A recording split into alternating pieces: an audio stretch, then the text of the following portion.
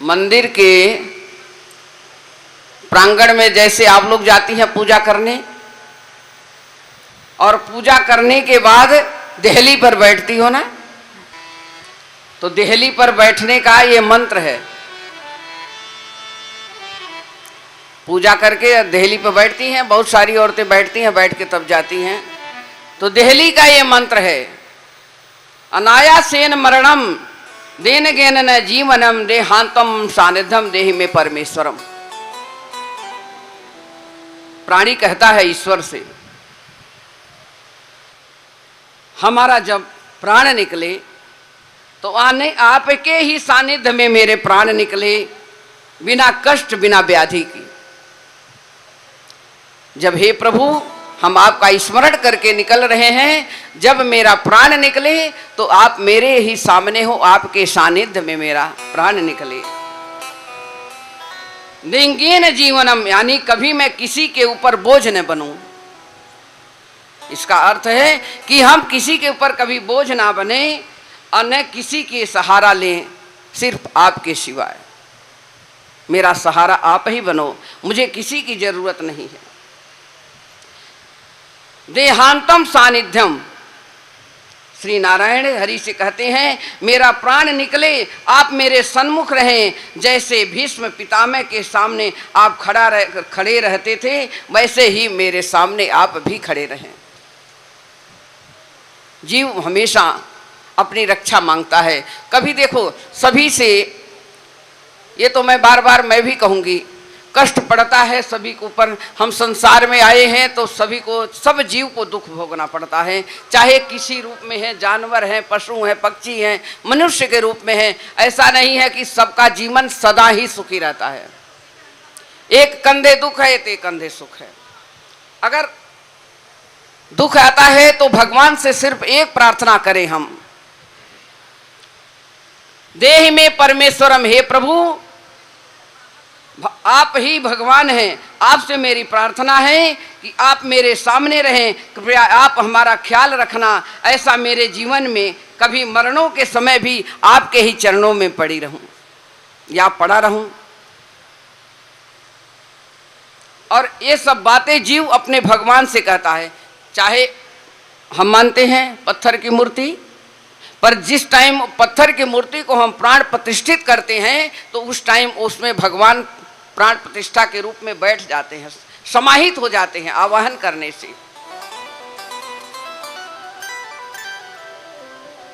आवाहन करते भगवान उसमें समाहित होते हैं। तो उसमें भी आप अगर प्रेम पूर्वक आप बैठ के कभी ध्यान से देखो, पूजा करिए, आरती करिए, जोत जलाइए, दीप जलाइए, धूप जलाइए। अब तो धूप वगैरह बंद हो गया क्योंकि गलत चीजों से बनने लगा है, इसलिए सब मंदिर में बंद है। सब कुछ करिए, पर सिर्फ 10 मिनट, 5 मिनट, 2 मिनट, जितना समय है आपके पास, बैठ करके आप आसन पर भगवान के जो अपने इष्ट हैं उनका एकदम ध्यान रखें। अपने बिंदु पर ध्यान रखें, भगवान को यहाँ बिंदु पर, ये बिंदु जो है, अपना मन एकाग्रचित करके बिंदु पर ध्यान रखें। बिंदु से ध्यान होता है, भगवान का स्मरण होता है, और फिर इधर उधर आपका जो मन है ना, चंचल नहीं होता, चंचल नहीं होता। फिर वो उन्हीं से मांगो। 2 बार, 4 बार, 10 बार आप रो लोगे, कह लोगे। मनुष्यों के अपने चाचा, ताऊ, काकी, मामी, भाभी, जेठानी, देवरानी, वो भी बेचारी दुखी हो जाएगी सुनते सुनते, वो भी आपकी नहीं सुनेगी। लेकिन भगवान सदा सुनता रहता है। वो आपको कभी नहीं कहेगा कि तुम मेरे दरवाजे पर आओ, तुम चली जाओ यहाँ से या चले जाओ। वो दुख सुख सब सुनता है। उन्हीं से कहो, ईश्वर से कहो। ईश्वर ही देने वाला है, ईश्वर ही करता है, ईश्वर ही धरता। स्वयं साक्षात भगवान अपने श्री मुख से कहते हैं, जो कुछ भी है सब मैं ही हूं, आप कुछ नहीं करते, सब में मैं ही समाहित हूं। तो आप मुझे छोड़ करके कहीं मत जाइए। स्वयं आप अपने को समर्पित कर दीजिए मुझे। सिर्फ है तुम चरणम शरणम अर्पणम अस्तु, मम शरीरम तुम चरणम शरणम अर्पणम अस्तु। हे भगवान, मैं अपनी शरीर आपको समर्पित करता हूँ या करती हूँ। आप मेरे सहयोगी हैं, आप मेरे भगवान हैं, आप मेरी रक्षा करेंगे तो किसी न किसी रूप में आपको भगवान स्वयं ही उस वहीं आकर के रक्षा करेंगे। ये नहीं कि आप धूप बत्ती अगरबत्ती नहीं दिखाएं तो आपका भगवान रक्षा नहीं करे, ऐसा नहीं है। अरे आप नाले पर बैठे हैं, गंदे नाले में बैठे हैं, वहाँ भी भगवान का स्मरण करें, भगवान वहाँ भी किसी न किसी रूप में आपकी रक्षा करने आएगा। पर अपने मन में उनके प्रति श्रद्धा होनी चाहिए। श्रद्धा से काम करता है उसका भगवान सदा सदा साथ देता है। कभी दुख कभी सुख। दुख आता है तो भगवान का स्मरण करना चाहिए, हे प्रभु मुझे सहने की शक्ति दो। ये दुख आया तो है पर मुझे सहने की शक्ति दीजिए कि कोई दुनिया क्या कह रही है क्या नहीं कह रही है, हमें कोई ज़रूरत न पड़े किसी की। मुझे इतना स्ट्रांग बना दो, मुझे मजबूत बना दो। क्यों रोए हम किसी के सामने? अरे दुख पड़ा, हमारा कर्म खराब, तो भगवान के सामने ही रोएंगे ना। हमारी आंसू कोई पूछ लेता है और यहाँ से जाके चार बातें बनाए तो काहे के रोए उनके सामने?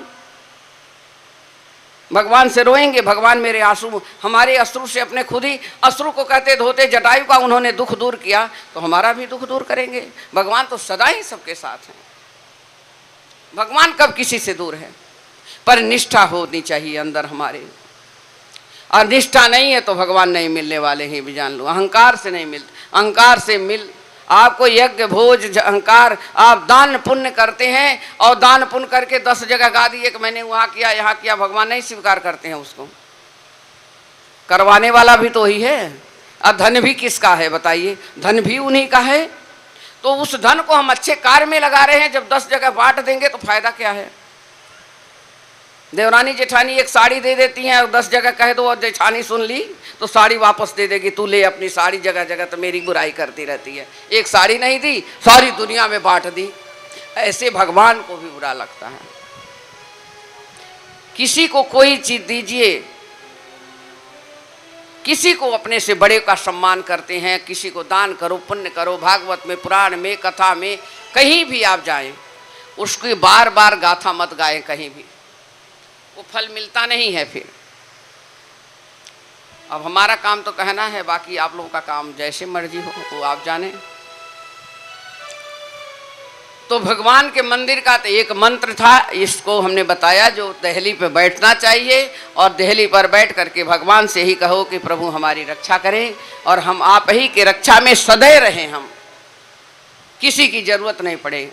सच में मैं यही मांगती हूँ कि मरने पर मेरी पुत्री है वो भी पानी देने नहीं आए, मुझे ऐसा मेरा प्राण निकल जाए, जरूरत ही न पड़े मुझे। बाकी भैया कर्म जितना लिखा है वो तो हमें भोगना पड़ेगा, पर मांगना यही चाहिए कि किसी की जरूरत न पड़े, आपका नाम लेते लेते चले जाएं। एक महात्मा जी हैं, अब नाम मैं भूल रही हूँ, 110 साल की पता नहीं कितने वर्ष के हैं, और वो अग्नि अपने आप प्रकट कर देते हैं। अग्नि से प्रकट करके नित्य पाठ करते हैं, नित्य रामचरितमानस,